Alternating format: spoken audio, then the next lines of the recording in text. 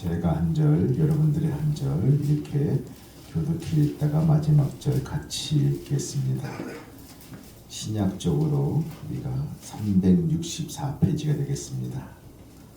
차였으면 아멘. 전날에 너희가 빛을 받은 후에 고난의 큰 싸움을 견뎌낸 것을 생각하라. 혹은 비방과 환난으로서 사람에게 구경거리가 되고 혹은 이런 형편에 있는 자들과 사귀는 자가 되었으니 너희가 갇힌 자를 동정하고 너희를 소유를 빼앗기는 것도 기쁘게 당한 것은 더 낫고 영구한 소유가 있는 줄 알미라. 그러므로 너희 담대함을 버리지 말라. 이것이 큰 상을 얻게 하느니라. 너희에게 인내가 필요함은 너희가 하나님의 뜻을 행한 후에 약속한 것을 받기 위함이라. 잠시 잠깐이면 오시리가 오시리니 지체하지 아니하시리라. 나의 의인은 믿음으로 말미암아 살리라. 또한 뒤로 물러가면 내 마음이 그를 기뻐하지 아니하리라 하셨느니라. 우리가 뒤로 물러나 멸망할 자가 아니요 오직 영혼을 구원함에 이르는 믿음을 가진 자니라. 아멘. 아멘. 이 시간 다 같이 나오셔가지고 우리가 준비하신 전진 앞으로입니다. 우리 군대에서 보면요, 유격 훈련을 하면서 돌진 앞으로 하면요, 그냥 앞뒤 안 보고 막 달려나갑니다. 전진 앞으로.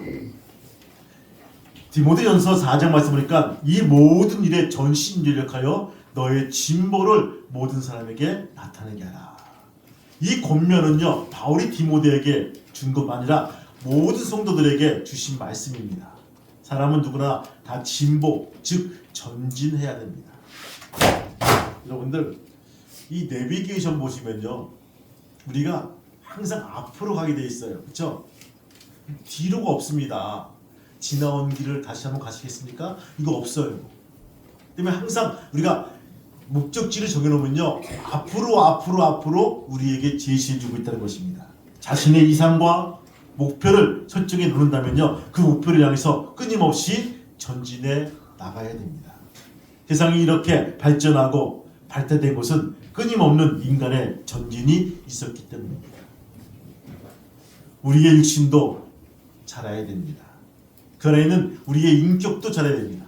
또 정신도 자라고요, 우리의 많은 것들이 성장해야 됩니다. 특별히 신앙생활에 있어서 중단 없는 끊임없는 진보가 우리에게 있어야 될 줄로 믿습니다. 믿음은요, 우리의 하나님의 선물입니다. 이 귀중한 선물을 하나님께부터 받고도 믿음을 성장시키지 못하고 전진하지 못하면요, 하나님은 슬퍼하신다는 것입니다. 여러분들 38절 말씀 보시면요, 나의 의인은 믿음으로 말미암아 살리라. 또한 뒤로 물러가면 내 마음이 그를 기뻐하지 아니하리라.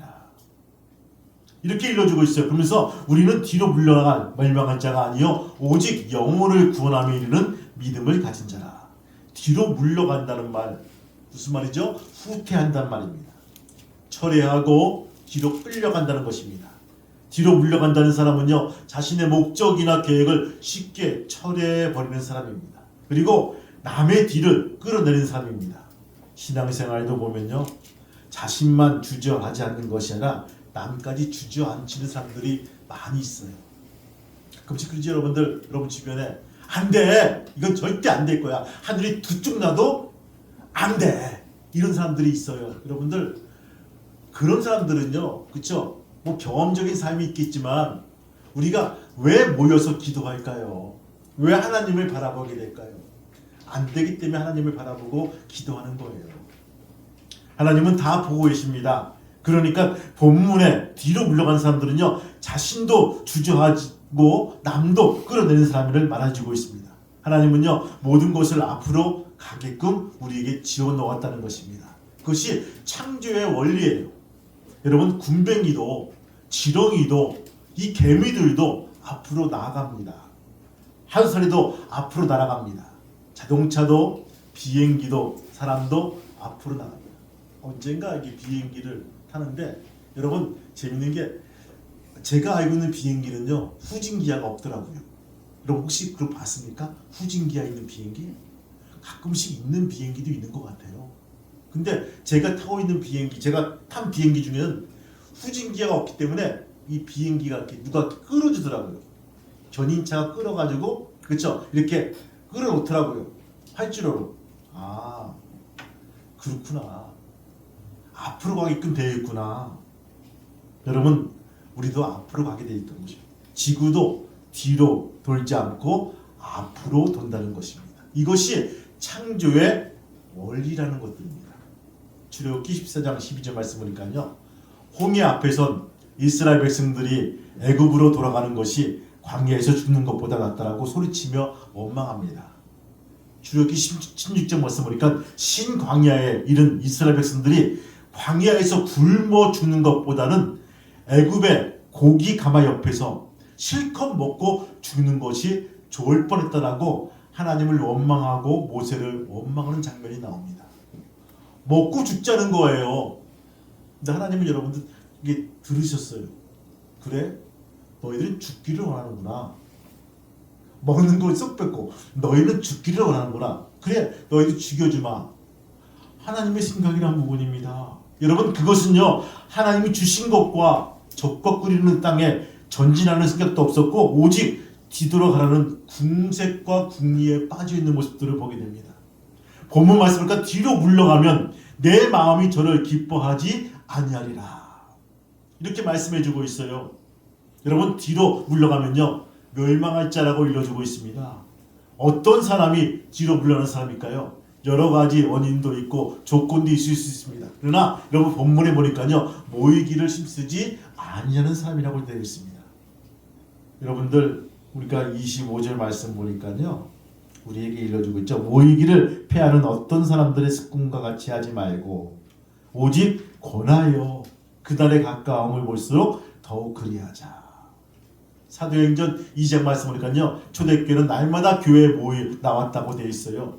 공부를 제대로 배우려면요 학생은 학교에 매일매일 가야 됩니다. 우리는 온전한 신앙생활을 하려면요 교회에 잘 나와야 됩니다. 모여서 뭐가 되든 될 수가 있다는 것입니다. 여러분, 예배에 승리하는 성공하는 귀한 성도가 되시기를 주님의 이름으로 축복합니다. 2026년 꼭 주일 성수할 수 있는 귀한 믿음의 성도가 되시기를 주의 이름으로 축원합니다. 모여야 복을 받습니다. 모여야 무엇인가 할 수 있다는 거예요. 아멘입니까? 아멘. 왜 오늘날 사람들은 모이기를 싫어할까요? 코로나도 이제 지났는데 왜 모이는 것이 두려워할까요? 제가 언젠가 이렇게 교보에 가가지고 서점에 가가지고 이렇게 두리번두리번하니까 거기에 책이 있더라고요. 여러 가지 책들이 왜 사람들은 교회에 모이기를 두려워하고 왜 모이지 않는가 궁금해가지고 이게 몇 개의 책을 좀 떠들면서 봤어요. 읽다 보니까 이 공통적인 점이 있는데 그 내용인즉 첫 번째 세상이 너무 분주해서 그렇다는 거예요. 분주하다는 거예요. 여러분 시대의 특성이란 부분입니다. 웬일인지 분주합니다. 별로 하는 일이 없는데 불구하고 그렇게 분주하게 살아갑니다.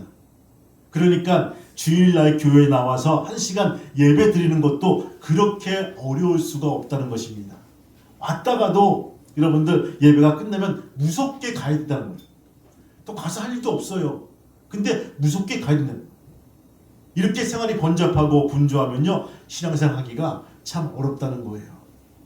우선 정신적인 여유가 없습니다. 그리고 마음의 여유도 없다는 것입니다. 그래서 우리들이 신앙생활을 제대로 하려면요 먼저 삶의 현장에서 일의 우선순위를 분명히 정해야 될 것입니다. 주님은 말씀하시죠. 너희는 먼저 그의 나라와 그의 의를 구하라. 그러면 이 모든 것을 너희에게 더하시리라. 이렇게 약속해 주었어요. 따라하면 너희는 먼저 그의 나라와 그의 의를 구하라. 그리하면 이 모든 것을 너희에게 더하시리라. 아멘. 여러분들 이것이 우선순위란 부분입니다. 그의 나라와 그 일을 구하라. 분주하게 살아가더라도 예배 드리는 날이 오면요 모든 것을 다 내놓고 먼저 하나님 전으로 달려나와 나의 신앙을 고백하고 구원받았음에 대한 감사와 바로 살지 못함에 대한 회개와 우리 삶 속에서 수고하고 무거운 짐을 주님께 맡기는 기도를 드려야 됩니다. 우리가 주의를 거룩하게 지켜야 될 줄을 알아야 될 것입니다. 이것이 신앙의 기본이란 것입니다. 여러분 구약의 다윗을 보시기 바라요. 이 다윗은요 바로 예배 중심의 사람이란 것입니다. 그는 예배를 통해서 하나님의 은혜를 깨닫게 된 사람이란 것입니다. 시편 73편 17절 말씀 보니까요 하나님의 성소에 들어갈 때야 저희가 결국은 내가 깨달았나이다 라고 고백하고 있어요. 이것이 예배입니다. 여기서 다시 눈을 뜹니다. 더러워진 마음을 씻혀서 새로운 관점에서 세상을 보게 됩니다. 안경을 닦듯이 흐려진 마음이 닦아서 새로운 마음들, 새로운 눈으로 세상을 보게 될 수밖에 없다는 것입니다. 여러분 성소에 들어갈 때에야 일상생활에서 카페에 들어가고 도서관 들어가고 내 집에서 그렇게 드나들고 왕궁에서 아무것도 그쵸 뭐 할 때야 그것이 느껴지지 않았지만 내가 드디어 성소에 들어갈 때에야 무슨 표현이죠? 예배 드리면서 하나님 말씀을 들으면서 성령의 감동을 받으면서 하나님을 만나게 될 때야 비로소 그 결국을 알았나이다. 그런 고백을 하고 있다. 이제야 하나님을 알게 되었다는 고백. 하나님을 아는 것이 지혜의 근본. 하나님을 바로 알면 우리가 새로운 힘을 얻을 수가 있습니다. 다윗은 예배 드리다가 하나님의 사랑을 깨닫게 되죠. 여러분 모이기에 힘쓰는 성도가 되길 바랍니다. 그래야 하나님을 바로 알고 힘을 얻을 수가 있다는 것입니다. 왜 사람들이 두 번째 모이기를 힘들어할까요? 형식주의 때문입니다. 형식주의란 뭐예요? 우리는 형식주의 때문에 어려움을 당하고 망한 나라가 되었습니다. 대충 건설하다가 오래전에 성수대교가 무너지고요. 산풍이 무너지는 그런 아픔을 겪었습니다. 지금도 이 건물이 부실 공사된 건물들도 종종 있을 거예요. 우리들의 신앙생활을 하는 데 있어서 가장 큰 적이 있다면 그것은 뭡니까? 형식주의란 부분입니다. 이 형식주의는요 신앙인들에 있어서 진지한 마음을 앗아갑니다. 눈물도 순수함도 빼앗아갑니다. 많은 사람들은 처음 신앙을 할 때 그 감격 속에 빠져들어갑니다. 처음 신앙 때 우리에게 얼마나 기쁨이 있고 얼마나 그런 열심이 있었습니까? 그런데 지금 나의 모습에 나의 가슴 속에 그 기쁨과 감격이 남아있습니까? 그때의 기쁨이 얼마나 남아있습니까? 그때의 열정들이 얼마나 남아있습니까? 그것은 우리들의 신앙이 그만큼 나도 모르는 사이에 고착화되고 형식주의화 됐다는 것입니다. 그러니까 감격도 사라지고 눈물도 사라지고 기쁨도 없어지고 열심도 없어지고 남은 것은 형식만 남아있다는 것입니다. 여러분들 유대인들이 왜 욕을 먹죠? 이 틀만 있는 거예요. 틀만. 형식만 있는 거예요. 이러면 안 돼. 이것이 율법이야 라는 이 형식만 남아있다는 것입니다. 지극히 신앙이 형식주의에 흐르게 되었다는 것입니다. 신앙생활의 가장 큰 적이 바로 이 형식주의입니다. 주일날 예배드리러 나왔는데 감격이 없고 마음속에 떨림이 없고 의무적으로 드리는 이 예배라면 하나님이 기뻐하실까요? 여러분 예배는요 내 마음과 정성과 뜻을 모아서 하나님께 드리는 산 제사가 되어야 될 것입니다. 만약에 여러분들 오늘 이 예배가 내 인생의 마지막 예배라면요 여러분 어떻게 드리시겠습니까? 어떤 마음으로 드리시겠습니까? 가끔씩 날씨가 너무 추워지면요 사람들은 멍해져요. 들어와서 멍해져. 그리고 얼굴들 보고 있으면요 멍한 얼굴들이 막 느껴질 때가 있어요. 그러면 제가 막 당황스러울 때가 있어요. 어떻게 해야지 이분들에게 은혜를 같이 나눌까? 설교를 짧게 할까? 어떻게 할까? 고민할 때가 있어요. 여러분들 우리가 하나님께 드리는 이 예배가 내 인생의 마지막 예배라면 우리가 어떤 마음으로 예배 드릴까라는 부분들 다시 한번 고민해보고 우리가 예배에 나와서 좀 더 하나님을 기쁘시게 하시는 내 최고의 정성을 다해서 우리가 예배에 집중하며 드릴 수 있는 귀한 믿음의 성도가 되기를 주님의 이름으로 축복합니다. 세 번째 뭘까요? 안일주의란 부분입니다. 안일주의다. 신앙이 이렇게 형식주의가 되면요, 곧바로 안일함에 빠지게 됩니다. 주일이 돌아와도 전혀 준비가 없습니다. 오히려 토요일 날은요, 밤늦게까지 놀거나 TV를 보다가 늦잠을 자게 되죠. 그러니까 주일날 아침에 일어나기가 쉽지 않다는 것입니다. 우리는 옛날에 꼭 주일날 아침에 9시, 8시부터 만화 영화가 나왔어요. 방송에서 캔디 뭐 이런 것들. 애들이 그 앞에 앉아가지고 그거 보고 있는 거야. 주일학교 예배가 곧 다가오는데 난리 나죠. 그래서 막 선생님 가서 막 부르기는 거야. 얘야 나와야지. 아는 척도 안 하는 거야. 그래서 그 한국 교회 막 방송국에 막 그죠, 항의하고 예배 시간을 옮겨달라 막 그래가지고요, 한때 그 우습지 않는 일이 벌어졌습니다. 항의도 하고요. 근데 그것이 옮겨졌는가 그것은 확인이 안 되는데, 여러분들 학생들의 눈과 귀와 모든 걸 뺏어가는 것이 그 시간대란 부분입니다. 거기에 솔깃하니까요, 예배가 멀어진다는 거예요. 주일날 아침에 예배 드리는 것이 쉽지 않다는 것입니다. 그러다가 예배 시간이 가까우면요, 고민이 많아집니다. 교회를 가야 되는데, 아니면 계속 잠을 자야 되는데, 건강을 위해서. 이것이 문제로 다릅니다. 여러분들, 우리 교회에서는요, 코로나19 때 실시간으로 줌으로 영상으로 예배를 송출했습니다. 지금은 현장 예배, 이 대면 예배로 원칙을 바꿨죠. 사실 예배를 두렵고 떨리는 마음으로 드려야 할 소중한 시간이란 부분입니다. 예수님 안에서 새로운 생명을 받는 것은요, 감사하는 그런 예배가 되어야 될 부분입니다. 헌신 중에 가장 큰 헌신은 뭡니까? 예배란 것입니다. 하나님이 가장 기뻐하시는 것은 예배입니다. 예배는 하나님과의 나와의 약속된 시간에 이루어지는 하나의 사건이란 부분입니다. 여러분들, 이것을 꼭 지켜나갈 수 있는 귀한 믿음의 성도가 되기를 주님의 이름으로 축복합니다. 오늘 많은 사람들이 세상 일이 바쁘다고 모이기를 싫어합니다. 또 형식주의 안일함 때문에 신앙의 껍데기만 남았습니다. 거기다가 지식으로 하나님을 알다가 힘을 잃어가고 있다는 것입니다. 여러분들, 본문은 우리에게 일러주고 있죠. 너희 담대함을 버리지 말아라고 일러주고 있어요. 여러분들, 우리에게 주신 이 말씀 여러분들 우리가 한번 읽어볼까요? 38절, 39절, 38절 같이 읽겠습니다. 시작. 나의 의는 믿음으로 말미암아 살리라. 또한 뒤로 물러가면 내 마음이 그를 기뻐하지 아니하리라 하느니라. 아멘. 여러분들, 그러면서 우리에게 일러주고 있어요. 너희 담대함을 버리지 말라. 여기서 몇 가지 우리에게 일러준 것은 명령문이 있는데, 버리지 말라, 물러가지 말라, 또 믿음으로 살아라고 일러주고 있습니다.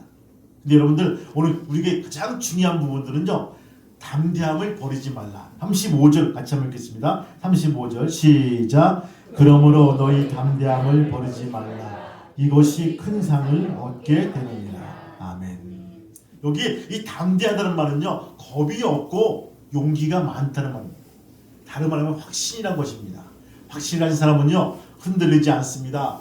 그러나 확신이 없는 사람은요, 작은 일에도 두렵고 걱정스럽고 떨리기 마련이죠.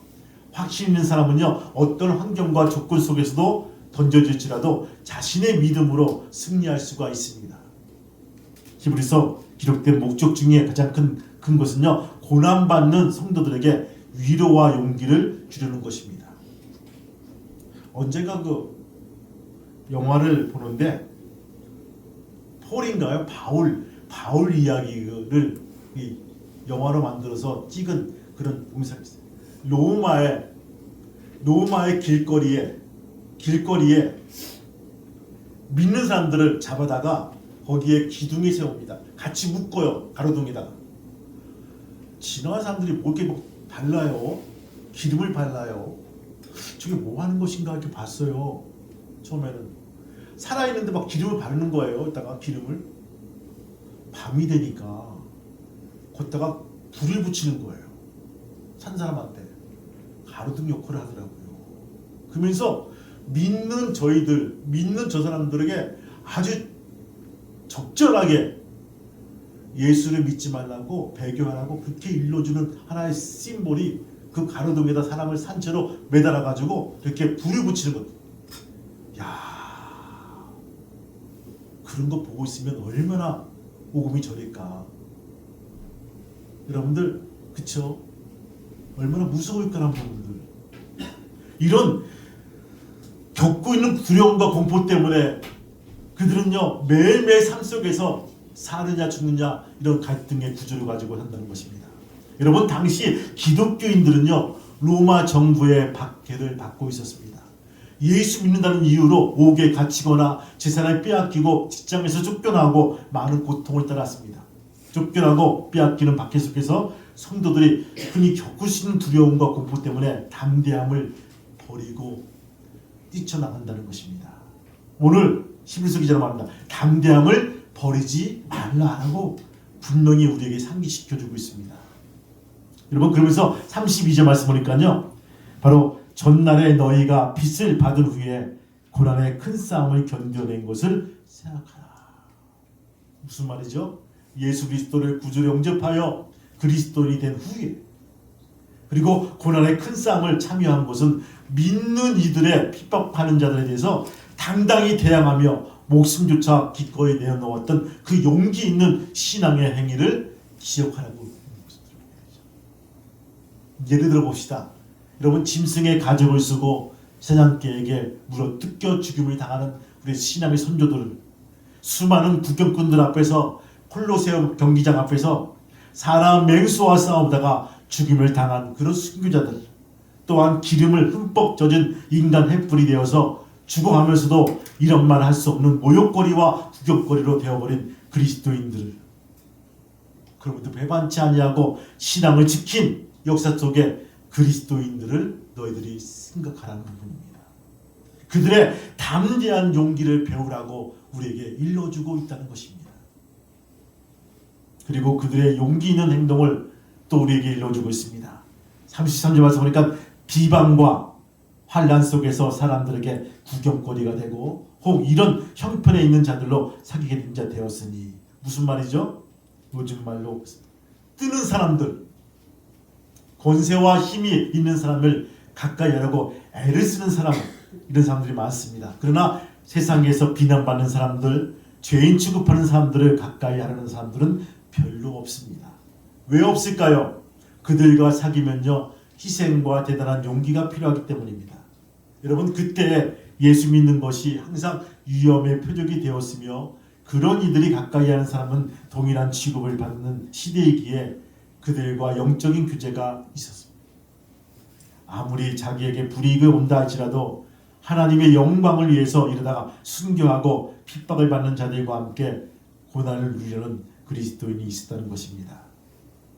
우리가 내 신앙에 회의가 들어오고 침체가 되고 게을러진 적이 빚을 받은 후에 고난의 큰 싸움을 참은 신앙의 선배들을 생각하라고 한 이 말씀에 힘을 내시기를 바랍니다. 그래서 본문은요 강조하는 것은 뭡니까? 담대함을 버리지 말라는 거예요. 여러분, 신앙에 담대함이 있어야 됩니다. 신앙에 배짱이 있어야 됩니다. 신앙에 맷집이 있어야 됩니다. 그래서 이 담대함을 버리지 말라는 것은요 확신을 버리지 말라는 것입니다. 그러면 우리가 이 담대함을 버리지 않으면 우리가 어떻게 해야 될까요? 무엇을 해야 될까요? 첫 번째, 예수님 안에 거해야 될 것입니다. 따라합시다. 예수님 안에 거하자. 예수님 안에 거하자. 다시 한번 예수님 안에 거하자. 예수님 안에 거하자. 우리 옆 사람 다시 한번 인사하시겠습니다. 예수님 안에 거하시기를 바랍니다. 예수님 안에 거하시기를 바랍니다. 주 안에 있으면 담대해집니다. 지금도 우리 주님은요 우리들의 심령을 녹화하고 계십니다. 계시록 3장 20절 말씀이니까 볼지어다 내가 문 밖에서 두드려오니 누구든지 내 음성을 듣고 문을 열면 내가 그에게로 들어가 그로 더불어 먹고 그는 나로 더불어 먹으리라. 이렇게 일러주고 있어요. 여러분들 요한복음 15장 말씀 너희가 내 안에 거하고 내 말이 너희 안에 거하면 무엇이든지 원하는 대로 구하라. 그리하면 이루리라. 두 번째 볼까요? 하나님께서 나와 함께 하신다는 신앙을 가질 때 담대해집니다. 하나님께서 나와 함께 하신다는 신앙. 여러분, 비가 오고 바람 불고 폭풍이 부는 밤에도 태양은 여전히 찬란하게 빛나고 있는 것처럼 우리에게 여러 가지 시련과 환난의 비바람이 불어와도 우리 하나님께서는 여전히 살아계셔서 우리와 함께 하시고 도와주신 분이란 것입니다. 이사야에서 41장 말씀 보니까요, 두려워하지 말라, 내가 너와 함께함이라. 놀라지 말라, 나는 내 하나님이 됨이라. 내가 너를 굳세게 하리라. 참으로 너를 도와주리라. 참으로 나의 의로운 손으로 너를 붙들리라. 믿으면 아멘. 여러분, 이스라엘 지도자 모세가 죽고 여호수아가 그 후계자가 되었을 때 여호수아는요 자신이 없었습니다. 왜 그랬을까요? 너무 많이 봐버렸어요. 뭘 봤을까요? 이스라엘 백성들의 그 완악함을 봤어요. 그 포악함을 봤어요. 모세를 때려 죽일 만큼 그런 아주 뭐랄까요, 그 완악함을 봤기 때문에 이 백성들을 이끌고 내가 그 가나안 땅에 들어가서 어떻게 해보겠다, 그 자신이 없다는 거. 그래도 모세는 영도력이 있었고 기적과 이적 이런 것들 막 해가는데 자신은 아무것도 없어. 좀 할 수 있는 게 뭡니까? 좀 싸움 좀 하고, 그쵸? 군대 장관으로서 이렇게 뭐 지키는 것만 했는데 이들이 이끌 만한 자신과 영도력과 지도력, 리더십이 본인이 아는 거예요. 난 안 된다. 능력이 없었습니다. 하나님을 대면한 적도 없고요. 큰 권능과 위엄을 사람들 앞에서 행한 적도 없었습니다. 그러므로 그는 모세와 비교할 때 너무나 초라했죠. 그런 여호수아에게 하나님은 말씀하시죠. 마음을 강하게 하고 담대히 하라. 두려워 말라, 놀라지 말라. 내가 어디로 가든지 내 하나님 이제 나 여호와가 너와 함께 하느니라. 또 여호수아서 1장 말씀 보니까 계속 말씀하십니다. 여호수아에게 담대하라고 말씀하십니다. 이것은요 여호와 하나님이 함께 하시겠다는 약속이란 것입니다. 천지 만물을 지으시고 천지전능하신 하나님이 그의 오른손을 붙들어 주신다는 약속의 말씀이란 것입니다. 여러분, 붙들려 살 수 있는 귀한 믿음의 성도가 되시길 바랍니다. 붙들려 사시길 바라요. 좀 불편함이 있죠. 그렇죠? 여러분들 부족함이 있습니다. 붙들려 사니까. 근데 그거로 만족하시고 붙들려 살 수 있는 귀한 믿음의 성도가 되시기를 주님의 이름으로 축복합니다. 세 번째 뭡니까 여러분들? 담대해야 큰 상을 받습니다. 한번 읽어볼까요 여러분들? 35절 말씀 시작. 그러므로 너희 담대함을 버리지 말라. 이것이 큰 상을 얻게 하라. 아멘. 여러분, 큰 상 한번 밑줄을 보세요. 세상에서 상 싫어하는 사람이 한 명도 없지요. 여러분들 어떤 상을 받고 싶어 하십니까? 어떤 상을 받고 싶어 하죠? 큰 상이요? 얼마큼 큰 상입니까? 이따만한 큰 상.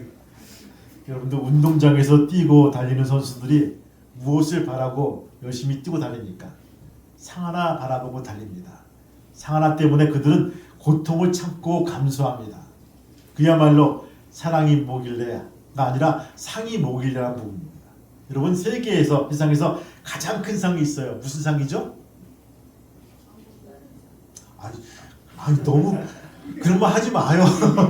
우리가 알고 있는 세상에서 가장 큰 상이 있다면요, 영화로운 상이 있어요. 노벨상이라는 거. 노벨상. 여러분, 공부하신 분들, 연구하신 분들은요, 노벨상만큼 큰 상이 없다고 하더라고요. 이 노벨은요, 스웨덴의 화학자이며 발명을 합니다.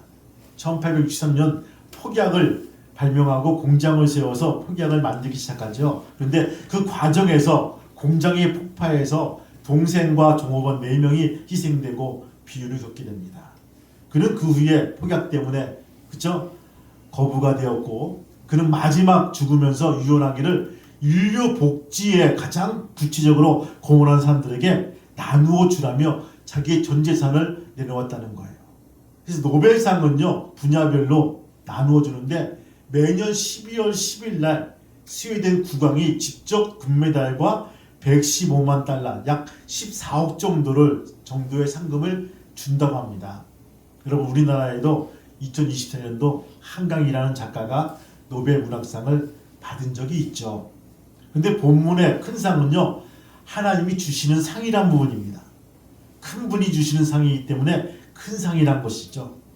시장이 주는 상보다, 장관이 주는 상보다, 대통령이 주는 상보다 더 좋은 상입니다. 그보다는 하나님이 주시는 상이 더 큰 상일 것입니다. 누가 이 상을 받을 수가 있을까요? 담대함을 버리지 않고 신앙의 경주를 계속하는 사람이 받는다는 것입니다. 믿으면 아멘. 그런데 그 상을 받으려면 절대 인내가 필요합니다.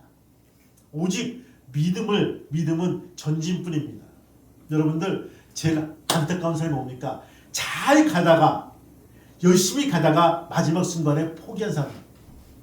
진짜 안타깝죠. 바로 일몰타만 가면 꼴인 점인데, 난 안 돼. 도저히 못 가. 난 죽어도 못 가.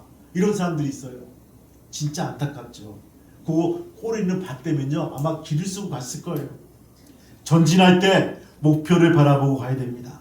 바울은 말합니다. 뒤에 있는 것을 잃어버리고 앞에 있는 것, 즉 부르심의 상을 바라보며 달려가라고 일러주고 있습니다. 노만필 목사님은, 빈센트 목사님 말합니다. 실패자처럼 생각하면 실패자가 된다. 자기 자신을 과소평가하지 말라. 크게 믿으라. 크게 기도하라. 크게 행동하라. 하나님의 도우심을 믿으라. 할렐루야. 이렇게 일러주고 있어요. 다시 한번 여러분들, 자기 자신을 과소평가하지 말라. 크게 믿으라. 크게 기도하라. 또 크게 행동하라. 그리고 하나님의 도우심을 믿으라. 오늘 이 말씀으로 생명의 양식을 삼고 전진 앞으로 달려갈 수 있는 귀한 믿음의 성도가 되시기를 주님의 이름으로 축원합니다. 여러분들, 우리에게 불행인지 다행인지 후진 기회가 없다는 거예요. 우린 전진밖에 없어요. 여러분, 이스라엘 백성도 마찬가지일 거예요. 전진 앞으로 갈 수 있는데 왜 자꾸 뒤를 돌아보는지 모르겠다는 거죠. 뒤를 바라보면요, 죽을 수밖에 없는데 왜 구하고 자꾸 뒤를 바라보면서 뒤에서 옛적에는 가마, 그쵸? 가마 언덕에서 구워 먹던 그 부추와 고기와 양파와 그것들 먹고 싶다라고 그렇게 회상하는 그 사람들, 답답한 사람이겠죠. 내가 옛날에, 옛적에, 과거에 그게 무슨 소용이 있겠습니까? 여러분들, 우리는 앞으로 달려간 사람입니다. 전진 앞으로 달려가며 승리해 나갈 수 있는 귀한 믿음의 성도가 되시기를 주님의 이름으로 축복합니다.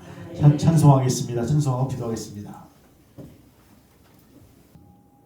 들려오는 소식이 초대교회에 김집사, 이공사, 이장로, 박장로가 끌려가서 저렇게 짐승들의 먹이가 되고 거리에 매달려서 저렇게 불쏘시개가 되었다는 소식을 들었을 때 초대교회가 너무나 흔들린 모습들을 보게 됩니다. 두려워 떨리는 모습들을 보게 되었습니다. 이때 사도 바울이 아버지 하나님의 이 편지에 있어서 일러준 모습들을 보게 됩니다. 너희 담대함을 버리지 말라라고 일러주고 있습니다. 주님, 어떻게 우리가 가진 믿음인데, 이 소망인데 너무 쉽게 버리는 우리의 삶 자체가 너무나 허무하다는 모습을 일러주고 있습니다. 주님, 우리가 믿음의 희생 연조로 싸우기 힘들어도 허물긴 쉬움을 알게 도와주시고, 더욱더 우리가 믿음을 잘 지켜나갈 수 있는 귀한 믿음의 성도가 될 수 있도록 이끌어 세워 주시옵소서.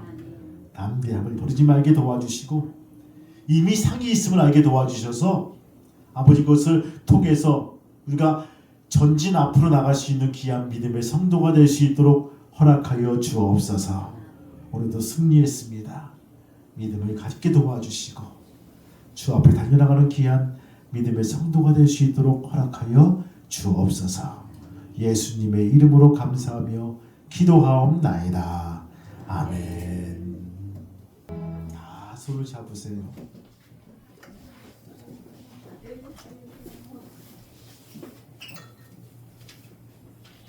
하나님, 우리의 상황이 어렵고 힘들다고 해도 절대 포기하지 말게 도와주시고 주님이 주신 믿음과 사랑을 가지고 담대함을 버리지 않도록 인도하여 주옵소서.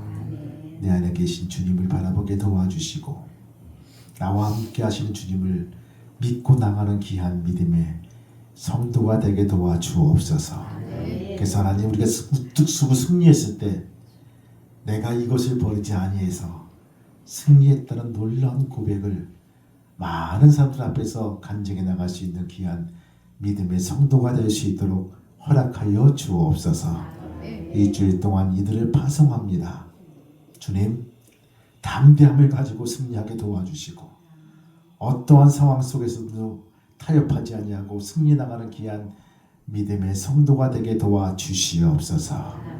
이제는 우리 주 예수 그리스도의 은혜와 하늘아버지의 크신 사랑하심과 성령님의 감동과 기쁨 인도하심이 손을 잡은 우리 교우들과 자녀들 머리 위에, 또한 그의 직장과 사업장 위에, 아래케 평화교 위에 이제부터 영원토록 함께 하시기를 간절히 축복하며 기도하옵나이다. 아멘.